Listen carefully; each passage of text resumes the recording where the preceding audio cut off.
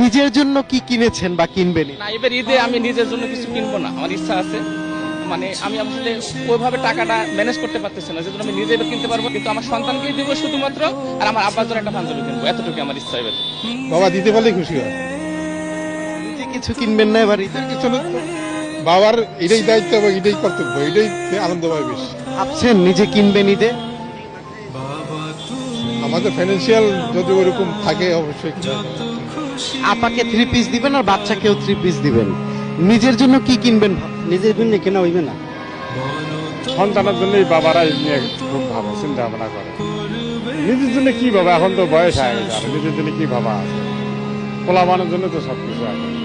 বাবাদের ঈদ হয় যখন বাচ্চারা ঈদে বেশি সন্তুষ্ট হয়, তখন বাবাদের ঈদ পরিপূর্ণ হয়ে যায়। বাবাদের ঈদের আলাদা কোনো আনন্দ নাই, বাচ্চাদের আনন্দে বাবাদের ঈদ। আসলে বাবাদের মধ্যে তো মূল চিন্তা হলো যে ছেলেদের, ভাইদের, বোনদের কিভাবে ঈদের খুশি করবে, সেই জন্য তাদের চিন্তা ভাবনা থাকে যে ঈদের বোনাস, কাপড় চোপড় কেনাকাটা, এগুলো নিয়ে বাবাদের একটু উদ্গ্রীব থাকে।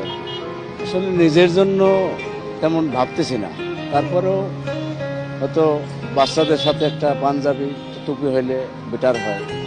এই বাবা তুমি আমার বেঁচে থাকার কারণ।